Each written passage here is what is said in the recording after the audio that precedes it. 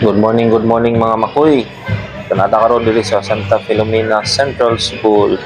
Napaigayon sila sa ilang Girl Scout and Boy Scout encampment.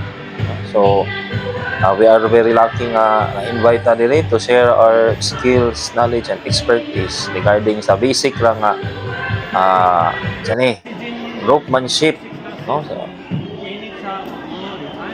Sa ilang evacuation drill in case na emergency labi na sa sunog.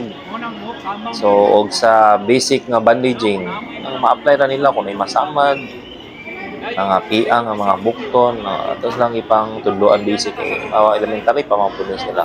So at least they are eager enough to learn. So happy kita no kay ni participate jud sila, ni cooperate jud sila, and nalingaw jud sila, no?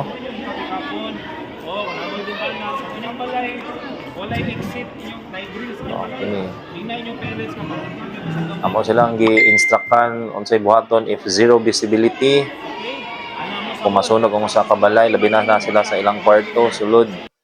Then kinahanglan ko sila muna og hagdanan. Then kini ang mga bata sa lingaw kay sila basic ka pag-ikot kung mag-install sila og duyan nila.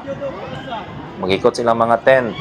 So, itudloan ining timber hitch, cow hitch. Basic lang lingaw ba gyud sila Boy Scout. Katuo pod diya sila. Then kaning kuan datong kuan working end isulod og balik. Sulod sa bangal. So dili pod sa unahan, pagtuon.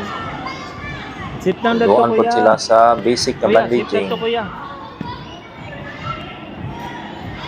May mga mapaso, buhaton para dili ma-infect sa mood. Mga piang, mga samad-samad, agaras. Ngawin sila, mga Girl Scouts. Okay, i-participate dyan sila. Sa kuya o bata pa kayo, pero ninaw dyan sila. Nalingaw dyan sila na to, guys. So salamat kayo no sa Santa Filomena Central School for inviting us sa inyong event to share our skills.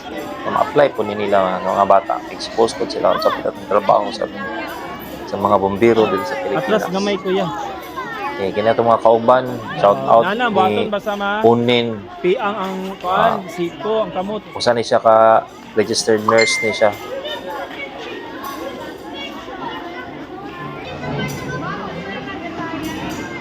Okay, lingaw na sila. Start na sila og kuan. Si buhaton nila kung na sila sa hagdanan. So, ako sila ipa sung-sung gamay para na po yung mga obstacles. Naka-blindfold sila.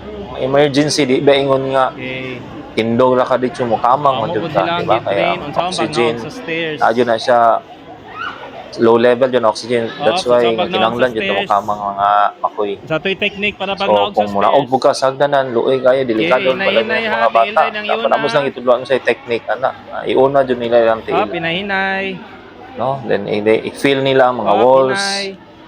To guide nga mo na ang kuan. Familiar naman mo sa inyong balay, sa inyong classroom, asa dapat ang hagdanan, ang walls. So pag naog magbukulob dayon kay para di mo mahagbong. Okay, so bawal jud ang matindog. Lang. Pwede na ko ng blindfold. Ano lang mga tilingaw mo ni pinakalingaw nilang activity kini evacuation drill, zero visibility kay blindfolded jud sila. Maayo po ning mga estudyante kay wa jud nila gitangtang ilang blindfold kay gusto jud nila ma-feel ang thrill. Kay may gitawag feel the thrill. So wala sila nag-cheat jud, paningot jud sila og naog mga makoy. Hinay lang, hinay para dili mapakog, hinay. So na mga instructions nila gamay. Hinay lang. Kailangan pa sila na to i-guide no kasi mga pakog pod. Nalingaw kay sila mga makoy.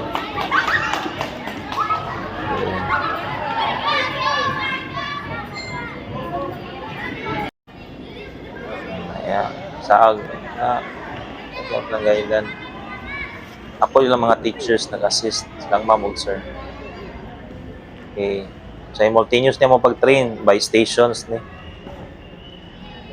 Okay, so mo niya mo ang ambulance no. Shout out sa MS team na to. Yan ni assist pud sa tuwa. regarding sa basic bandaging kay mga nurse man jud sila. Okay. Salamat sa pag-assist sa Santa Filomena Fire Station personnel, MS team sa Iligan City Fire Station. Okay, so hope na lingaw mo guys. So follow, share, and like. Salamat kayo guys. Dito mo magawas ang pinakaduol na puntahan. Okay. So mao ni ang ilang activities sa Santa Filomena Central School. So God bless us all. Thanks for watching. Watch out for another videos. Salamat.